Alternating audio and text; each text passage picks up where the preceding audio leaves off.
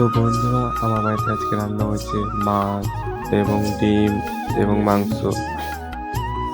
এখানে পোলট্রির মাংস রান্না করা হয়েছে আর ডিম এবং মাছ।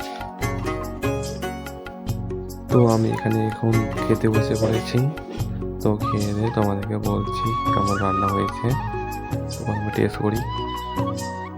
এটা হচ্ছে মাংস আর এটা হচ্ছে ডিম আর এখানে আছে মাছ আর এবং ভাত। তো এখন আমি খাওয়া চালু করবো, তোমরা দেখতে থাকো বাকিটা।